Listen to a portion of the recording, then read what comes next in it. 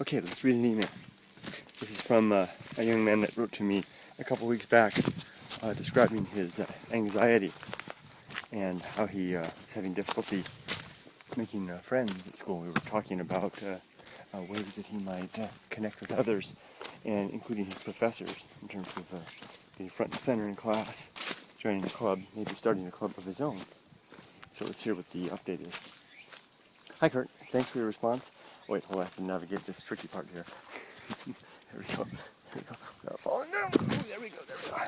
See a bit of a cliff there. Thanks for the response. I suppose I can give you another update since I have been in school for about 2 more weeks since my last message. Things are going all right here. I have made a few friends and acquaintances. Excellent, excellent. I was unfortunately unable to join the outing club. That was one of the options that he was considering. It was a hiking club. Because of all the hiking trips were filled before I could get in to sign up for any of them. That's too bad. This is apparently a common problem because the outing club at my school is extremely popular. Sounds like a cool school. My only option now is to wait for the spring semester. I consider just going for solitary walks, but freshmen are not allowed to have cars on campus, and there are no trailheads or wild areas within walking distance of any public transportation. One of my biggest frustrations is that it is so difficult to escape the noise and find somewhere private and quiet to deprogram on campus. I have taken frequently in the library's quiet study floor, but that has its limitations as well. So I'm kind of going trickly. I'm going through an area of a lot of roots right here. I have to step careful. I've continued my counseling, and they determined that it would be best to put me on a low-dose anti-anxiety medicine just until I can function better at school. I haven't been on it long enough to feel the effect, but I'm hoping it will help even just a little bit. I was considering taking some of your advice on diet too, but it is somewhat difficult for an unemployed student with no car to get any food other than what is provided by dining services. This has been a problem, also been a problem because of the hustle and bustle of the crowded residence. Dining halls gives me anxiety. Regarding the diet thing, you may not be able to. Oh, there's a little more, I think, right? My dad has mainly consisted of prepackaged takeout sandwiches, wraps, and salads from the dining halls, which are not the healthiest options in the world. I suppose I'll take it one step at a time. I don't think my roommate is the kind of guy who would appreciate it if I filled our mini fridge to the brim with salad, tofu, and healthy foods. Okay, regarding that, the main component of my diet is not necessarily what I eat, but what I don't eat. And it sounds like the things you just described are relatively all right. In salads, sandwiches, things like that. What I don't eat are junk food. I don't eat potato chips, cookies, chocolate, candy, no fizzy sodas, no unfizzy sodas, sugary sodas. My drinks are basically iced tea or water.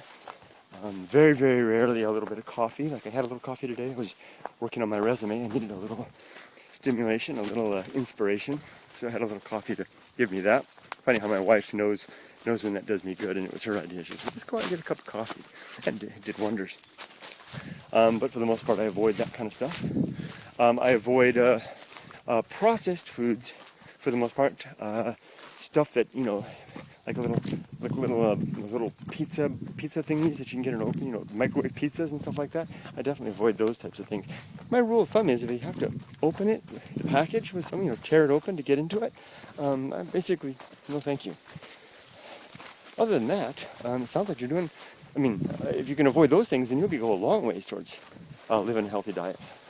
And of course, watching your calories as well.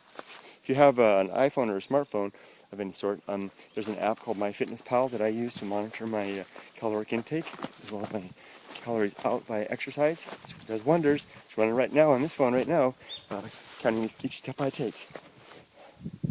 As for academics, I'm doing all right as well. I had a bit of a wake-up, in quotation mark, wake up you're in college now, in quotation marks, experience with my first chemistry exam. And, let's see, and I'm going to have to seek out assistance for that class. I've had classes like that, calculus. I had to go through a wake-up call like that with calculus. I'm going to see if I can go to my professor's office hours at some point to discuss it. I'm really taking your advice to heart, and along with that, my own determinism, I hope to overcome my problem. Thanks again, and good luck with your big move back to America and your studies. Sincerely. There you are. Okay. You know, there's a tonal difference in the email that you sent just now and the one that you sent before. And it sounds like it's attributable to the efforts that you've been making to get out there more. I mean, exercising your legs makes you stronger and makes you more confident and capable as a walker or a hiker or a runner. Likewise, exercising your will against the mountain of anxiety. You know, step. Here's this trail going up is a hill of anxiety, and I'm stepping up it. I mean, it gets easier with every mountain that you climb. And I think that that's showing through in your message to me. I can feel the tone. I can hear it in the words. I think that's a good sign. I think you're on your way. Keep it up. Find some way to socialize more. You've got yourself a little nucleus of friends now, of connections. Leverage that in every way you can to have fun, expand your network and your connections, and go from there. And just keep it going and keep me informed. Good luck.